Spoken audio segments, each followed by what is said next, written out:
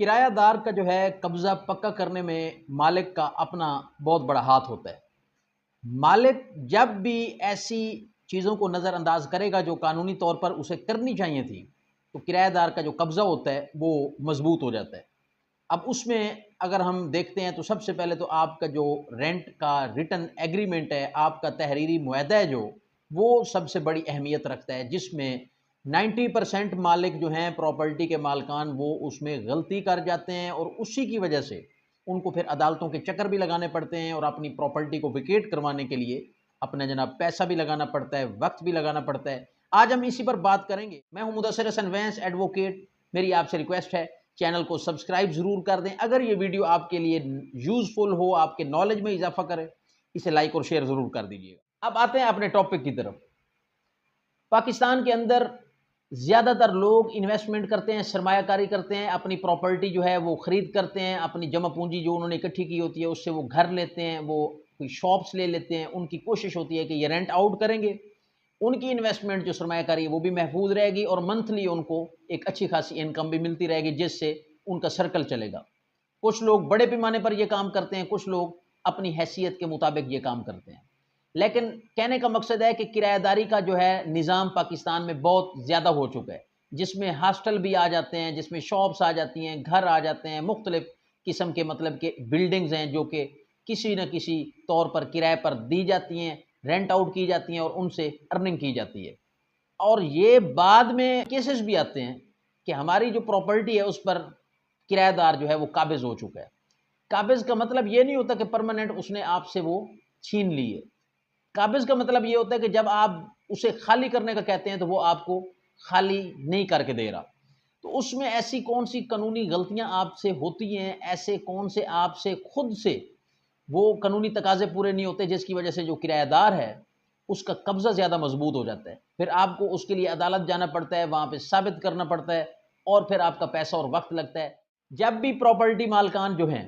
وہ اپنی property rent out کرتے ہیں، انہیں احتیاطی تدابیر کرنی چاہیے۔ سب سے پہلے بات کرتے ہیں تحریری معاہدہ۔ کرایہ دار آپ نے ڈھونڈ لیا پراپرٹی ڈیلر کے ذریعے، یا آپ نے خود ڈھونڈ لیا، اب کرایہ دار اور آپ کے درمیان ایک تحریری معاہدہ ہوا۔ آپ یہ سمجھتے ہیں کہ دونوں اب یہاں پہ اپنے دستخط کر دیں گے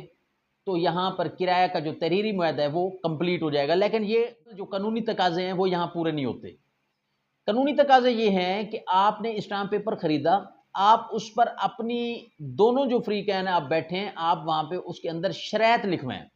اب جو آپ فارمیٹ کمپیوٹر سے نکلواتے ہیں وہ پتہ نہیں کس بندے نے لکھوا کے رکھا ہوتا ہے، اب اس میں آپ کچھ اپنی طرف سے شرائط لکھنا چاہتے ہیں، انہیں ایڈ کروائیں۔ پہلے تو اپنا وہ تحریری معاہدہ جو ہے اسے آپ کمپلیٹ کر لیں، اسے مکمل اچھی طرح اس کو جو ہے اس کی تحریر کر لیں، پھر اس کے بعد آپ کا دستخط کا مرحلہ آ گیا، آپ کے گواہوں کا، گواہ وہ رکھیں جو کل کو مسئلہ بننے پر آپ کے ساتھ بھی کھڑے ہوں۔ اب آپ نے یہ کام کر لیا، پھر آپ نے سمجھا کہ ہمارا یہ قانونی دستاویز کمپلیٹ ہو چکا ہے، تحریری معاہدہ ہو چکا ہے، اب ہم جو ہے کرایہ دار کو یہ پراپرٹی کی جو ہے چابی اس کے حوالے کر دیں۔ ابھی یہاں پہ یہ کمپلیٹ نہیں ہوا، یہاں پر ایک اور سب سے بڑا جو قانونی میٹر ہے وہ یہ ہے کہ آپ نے اس کو رجسٹر بھی کروانا ہے۔ رینٹ رجسٹرار کے پاس اس کو رجسٹر کروائیں، جو قانونی معاہدہ ہے جو آپ نے تحریری ریٹن ایگریمنٹ لیا ہے کرایہ داری کے قانون کے تحت، اس کو رجسٹر بھی کروائیں۔ اب اگر آپ اس کو رجسٹر نہیں کرواتے، اس وقت آپ کے پاس ٹائم نہیں ہوتا، آپ مصروف ہیں، آپ کہتے ہیں جی بعد میں دیکھ لیں گے، اور بعد میں تو پھر وقت ملتا نہیں ہے، اس کے نقصان یہ ہیں کہ خدا نخواستہ اگر مستقبل میں لیٹیگیشن ہوتی ہے، مقدمہ بازی کا سامنا کرنا پڑتا ہے، تو اگر آپ نے جائیداد جو کرایہ پر دی ہے وہ کرایہ زیادہ بھی ہو سکتا ہے، کم بھی ہو سکتا ہے، تو اس کے آپ 12 مہینے کا کرایہ جو ہے اس کا پھر آپ کو جرمانہ 10% دینا پڑے گا۔ مثال کے طور پر آپ ایک سال کے اندر 2 کروڑ اس کا کرایہ لے چکے ہیں، یا 20 لاکھ کرایہ لے چکے ہیں، اس کا 10% مقدمے بازی کی صورت میں پہلے آپ کو رینٹ ٹریبیونل میں جمع کروانا پڑے گا، کیونکہ یہ حکم ہوگا آپ کو کہ اس کا جو ہے آپ کا کیونکہ کرایہ نامہ رجسٹر نہیں ہے، اس کا پہلے آپ 10% جمع کروائیں، یہ جرمانہ، پھر آپ کا وہ جو کیس ہوگا وہ آگے چلے گا۔ اب پہلی غلطی یہاں پہ ہو گئی، اسے سستی سمجھیں، غلطی سمجھیں، جب آپ رینٹ رجسٹر ہی نہیں کرواتے تو اس کا پھر آپ کو قانونی جو آگے پیچیدگیاں آتی ہیں وہ آپ کو پھر فیس کرنی پڑتی ہیں۔ اب یہاں پر ایک بات ہو گئی کہ آپ نے اپنا اسٹامپ پیپر خریدا، اس کے اوپر تحریر غور سے خود پڑھی لکھوائی، جو ایک دوسرے کے ساتھ شرائط رکھنی ہے وہ معاہدے کے اندر لکھنی چاہیے۔ جب آپ یہ سارا کچھ کر لیتے ہیں، آپ نے اس میں کوئی ایسی شرائط لکھ دی، کوئی سابقہ بجلی کے بل ہیں، کوئی گیس کا بل ہے، کوئی پراپرٹی کے ٹیکس ہیں، یہ تمام آپس میں آپ طے کر لیں اور ان کو تحریری جو ہے طور پر آپ اس کے اندر معاہدے میں نوٹ کر لیں کہ کل کو کسی قسم کا بھی آپ کو پراپرٹی تو آپ نے ویکیٹ کروانی ہے، ساتھ میں آپ کو فنانشلی نقصان بھی نہیں ہوگا۔ کرایہ نامہ لکھوانے کے بعد، کرایہ دار کو پراپرٹی ہینڈ اوور کرنے کے بعد آپ اس کی جو معلومات ہیں وہ اپنے قریبی پولیس اسٹیشن میں لازمی درج کروائیں، رجسٹریشن کروائیں۔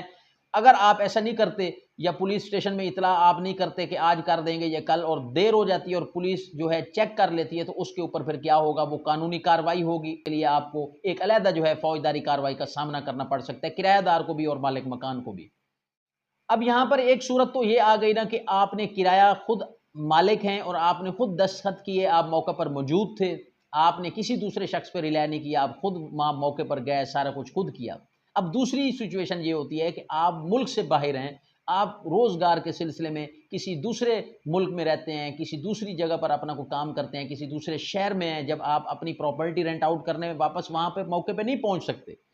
تو آپ سب سے پہلے تو آپ ایک ایسا بندہ منتخب کریں، ایک ایسا انسان ڈھونڈیں جو کہ کل کو آپ کے ساتھ دھوکہ نہ کرے، جو کہ آپ کی پراپرٹی کو آپ کی ہی پراپرٹی سمجھے، صرف وہ امانت کے طور پر آپ کے سونپے ہوئے کام کو آگے آپ کا ایک ایجنٹ کے طور پر یا وہ آپ کا ایک مختار عام یا مختار خاص کے طور پر آپ کی پراپرٹی کی کیئر کرے۔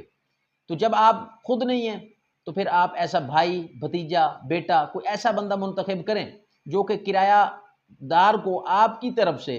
کرایہ نامے پر دستخط کرے، کرایہ کے معاملات کو دیکھے، کرایہ وصول کرے، لیکن اس کے لیے ایک امپورٹنٹ جو قانونی بات ہے وہ سمجھ لیں کہ اگر تو وہ آپ کی طرف سے بغیر کسی پاور آف اٹارنی کے، بغیر کسی قانونی اجازت نامے کے یہ تمام کام کرے گا تو وہ پھر اللیگل ہوگا۔ اس کے لیے آپ کا خدا نخواستہ مستقبل میں کوئی کرایہ دار کے ساتھ مسئلہ پیچیدہ ہوتا ہے تو یہ عدالت میں ثابت نہیں ہوگا کہ کرایہ دار کا اس کے ساتھ ایگریمنٹ کیسے تھا، کیونکہ وہ تو اس پراپرٹی کا مالک نہیں تھا۔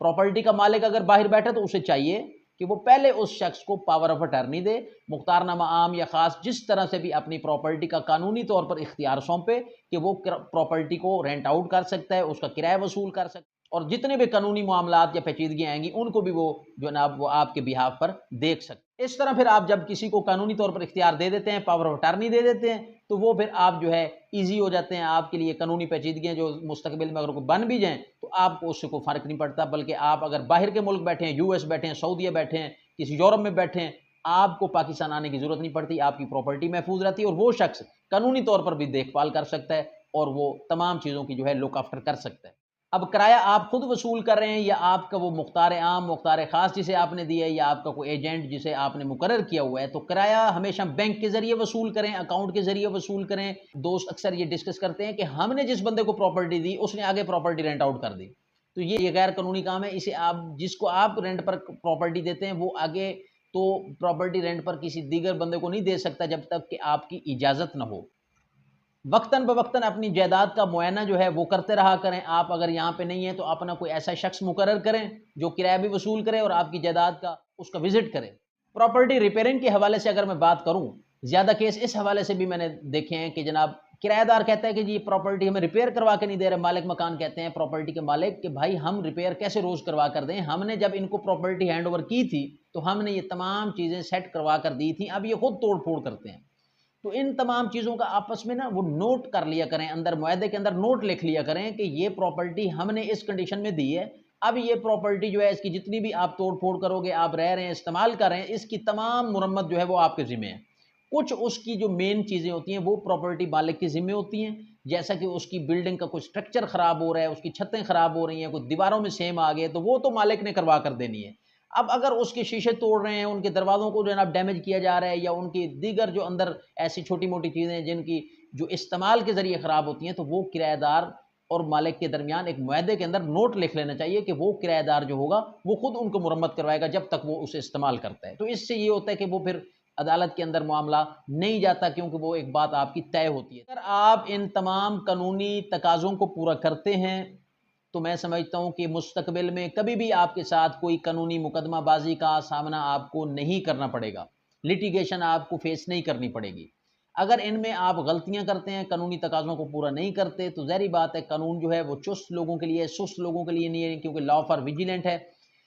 اور اس میں سب سے بڑی اہم بات، خدا نہ خواستہ اگر مقدمے بازی کا سامنا ہو جائے، کرایہ دار کے ساتھ تعلقات بگڑ جائیں، تو اس کے گھر کے اندر جو آپ کے بجلی کے میٹر، گیس کے میٹر لگے ہوتے ہیں وہ نہ کاٹا کریں، ان کو ڈسکنیکٹ نہ کیا کریں،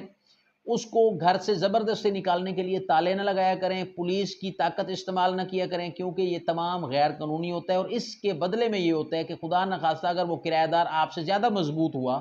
زیادہ ایکٹیو ہوا، زیادہ تعلقات والا ہوا، زیادہ قانون سمجھنے والا ہوا، تو پھر آپ کو فوجداری کارروائی کا سامنا کرنا پڑ سکتا ہے، ہاؤس ٹریس پاس جیسے سنگین دفعات آپ پر لگ سکتے ہیں۔ تو کسی کی باتوں میں آ کر اپنی پراپرٹی جو ایک سول میٹر ہوتا ہے اس کو فوجداری میٹر نہ بنایا کریں۔ آئی ہوپ دیٹ کہ یہ ویڈیو آپ کے نالج میں اضافہ کرے گی۔